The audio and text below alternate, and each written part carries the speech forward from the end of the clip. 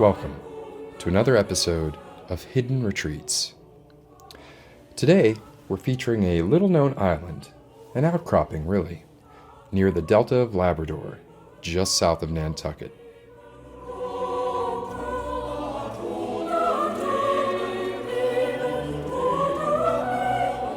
It's a little place with a big history, and it starts, like many stories in and around the North Atlantic from that time period, with whaling.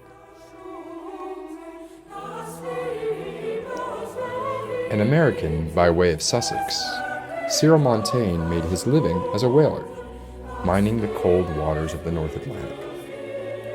Prior to coming to America, Cyril was a Puritan, persecuted for his beliefs in his native England. As a result, at the age of 22, he crossed the treacherous Atlantic, settling in the small village of Tedworth on Nantucket Island. Cyril worked hard, spending weeks and sometimes months away at sea, chasing down the elusive giant mammals that provided for him and his family. It was dangerous work. He watched men lose their fingers, their arms, even their lives. And finally, one day, in the late winter of 1641, it was Cyril Montaigne's turn to pay the piper. The vessel he served on as boatswain, the Pioneer, was captured shortly after towing in a 40-foot gray whale by a pirate ship that flew under the rather appropriate name of the Banshee. William Bellows, captain of the Banshee, decided to make an example of the Pioneer. Bellows was a bit of a loose cannon, even by pirate standards.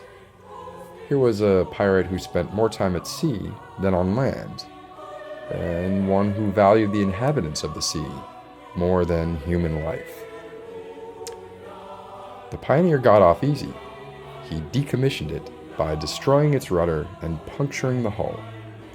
He freed the gray whale, although sadly, it was already mortally wounded.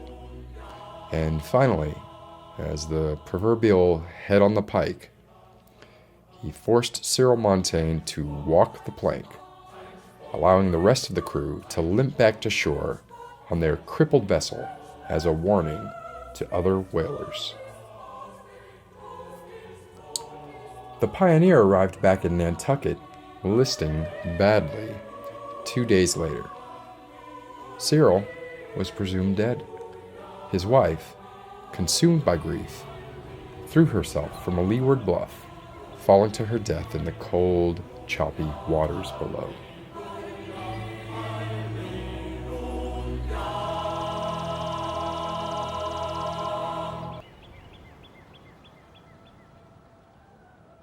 Six days later, in the middle of a moonless night, Cyril Montaigne washed up on the shore of Nantucket Sound.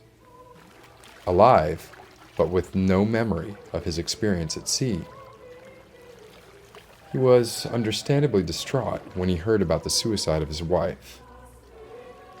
As a result, he lived the rest of his known life trying to track down William Bellows. He even financed and founded Pioneer's Lash as a base from which to lead searches for the vilified pirate captain. He met with no success, and by all reports, he eventually went mad from the futility of the effort.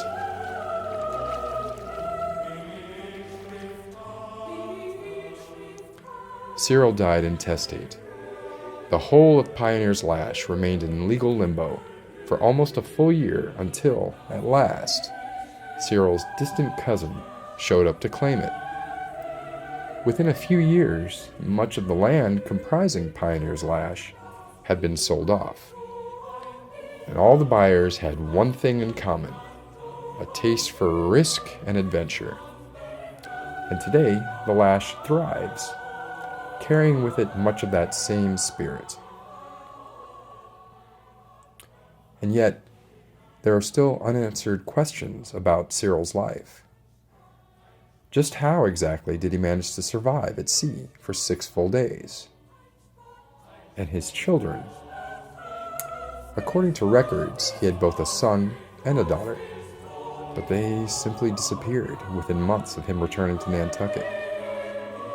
There is no record of them on Pioneer's Lash whatsoever, even though they were not yet of age when Cyril relocated from Nantucket. So what happened to them? Why didn't they come forward to claim the island when Cyril died?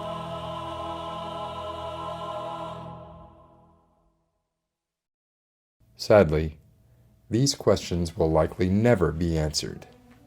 Records are simply too spotty to piece together the puzzle. We have to be content with the story we know and let our imagination fill in the details.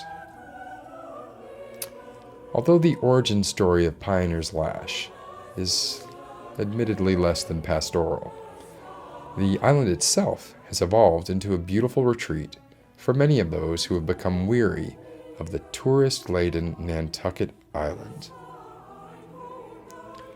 If you long for the perks of a Nantucketian vacation, but find yourself dreading the tourist traps, the overcrowding, and the general shattering of the suspension of disbelief brought on by too many pastel button-down shirts, then why not look into spending a week, or even 2, on Pioneer's Lash? As the locals say, if you can find it on Nantucket, you can find it on the Lash. Let's start with the sun. It shines on Pioneer's Lash just as much as it does on Nantucket. Actually, a little bit more, as we're a few miles closer to the equator. Enjoy diving? Pioneer's Lash served as a port for whaling ships throughout the 19th and 20th centuries, not less than 2 of which were sent to Davy Jones' locker within spotting distance of shore. So, who knows? Maybe one of them was sunk by William Bellows himself. Fancy a sail? You probably shouldn't. Labrador collides with the Gulf Stream right at the sea shelf, meaning if you aren't a skilled seaman, you could find yourself caught in the North Atlantic Drift. So, best stick with motorboats, but we've got plenty of those. Concerned about safety? So are we. Pioneer's Lash has an exemplary public safety record, with only 1 recorded murder so far this year. Take that, Baltimore. Do you hate planning too far ahead? Pioneer's Lash features both a restaurant and a hotel, with little need for reservations, even during peak season. Just show up. So, next time you need to get away from the hustle and bustle of a more traditional vacation destination, set your sights a few miles off the coast, and then a few more miles off the coast, to the hidden retreat that is Pioneer's Lash. Because, as they say on the Lash, the only thing Nantucket is good for is keeping the meter consistent in dirty limericks. See you next time on Hidden Retreats.